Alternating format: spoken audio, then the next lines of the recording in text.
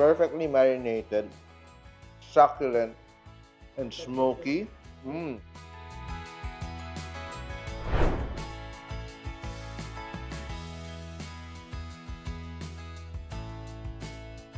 Kakagaling ko lang ng Bacolod at napakasarap.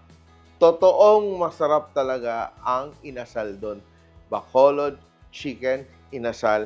And today, we will try to recreate the Bacolod chicken inasal here in the studio. Tignan natin, ma-achieve ko ba yung final result na masarap, juicy, tender, and of course, authentic tasting. Oh, sige, start natin with our aromatics. Ito, very important. Meron tayong bawang, which I will smash. Tell me, saan ba yung pinakamasarap na Bacolod chicken inasal? So, garlic. Then, very important, lemongrass. We're using the white part. Chop natin to. And very important for this recipe is to marinate it ahead of time, no? Para manuot talaga yung lasa ng ating marinade. Yan. Lalagyan natin ng ating combination of salt, Russian rock salt, a little bit of sugar. Konting-konting sugar lang to, ha. Yan. Sugar, black pepper, and suka. We're using cane vinegar and calamansi. Calamansi. And para sa dagdag dinamnam, we are adding tan-tan-tan! A bit more umami. Ito na yung marinade natin. Napaka-simple. Mix, mix, mix. Now, we will prepare our chicken. So, 1 kilo to na chicken. So, ito yung style natin. Bubuka natin yung ating chicken. Diba? Pag chicken inasal, medyo malapad.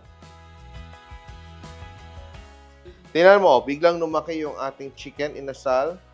We will add that there to our marinade. So, manuot talaga yung lasa ng ating inasal. At sino ba yung mga nagluluto talaga ng chicken inasal dyan? Ano ba yung recipe nyo ba? So, very important, yung pag-marinade natin dito is not only to make the inasal flavorful, but it will also keep our inasal juicy.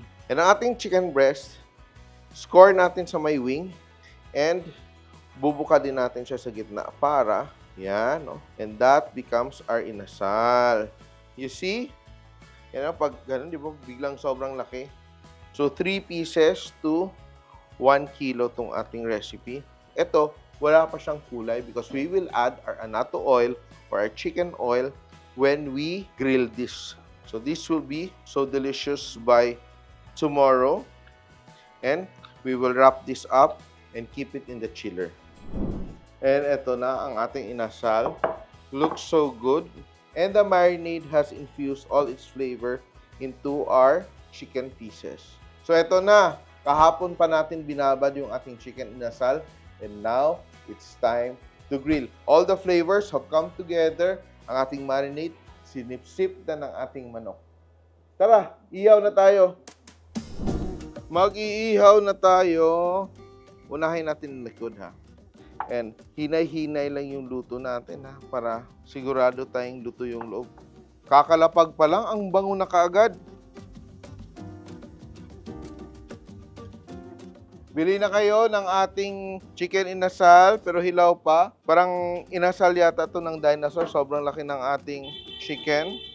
So, dapat baga na baga yung ating uling, ha. Be sure that you have already fired your charcoal earlier. Gagawin natin, we will keep rotating it every few minutes para it cooks evenly.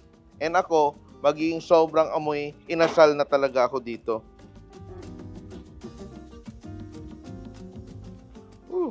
Beautiful, no? Yan.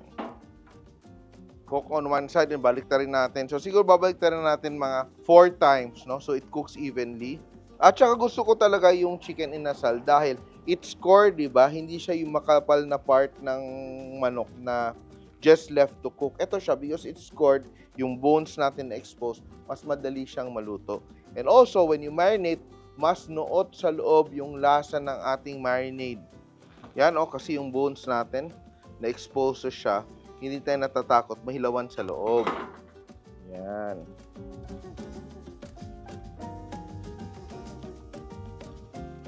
Gutom na ako. Ang ganda. Perfect, oh. Ako gusto ko silang konting tostado, eh. Pero look at that. Ang ating chicken asal. Masarap to pag may kasamang kumain. Of course, may kasamang kumain. Sa dami pa naman ito. Ano ba? Kakain na ba tayo? Pasok muna tayo. Gagawa tayo ng masarap na sausawan. Let's go! Eto na siya. Nagugutom na talaga ako, in fairness. Napakabango. Gagawin natin, magpi-plating tayo. May rice ako dito. Kukuha ko ng isang paa sa akin. Oh. Beautiful. May atsara ako. Atsara tayo dyan. Oh. Look at that. Then, magdidrizzle tayo ng konting chicken oil. Di ba ganyan? Di ba? Ganyan talaga yung pag kumakain tayo ng inasal. So beautiful. Then, lastly, our sausawan. Soy sauce. Kalamansi. Then, suka. Masarap na suka. Napaka-importante dito. Sili. So, mag-chop ako ng sili. Perfect talaga tong ating meal today. Ano ba yung paborito mo na part ng ating chicken inasal? Are you pecho or paa person? Yan, oh. Kakagaling ko lang nga ng Bacolod. At talagang na-in-love talaga ako sa chicken inasal na authentic. Yung hindi matamis yung kanyang marinade. And this is it. Ang ating chicken inasal for today. Only rice. Pag sa bahay ka magluto, siguradong only rice ka. Kakain tayo ng ating chicken inasal. Perfectly marinated overnight.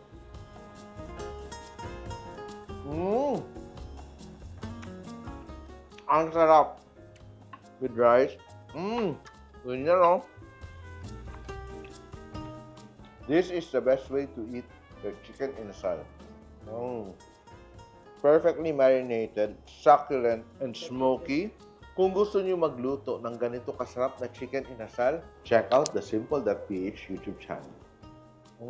Sarap.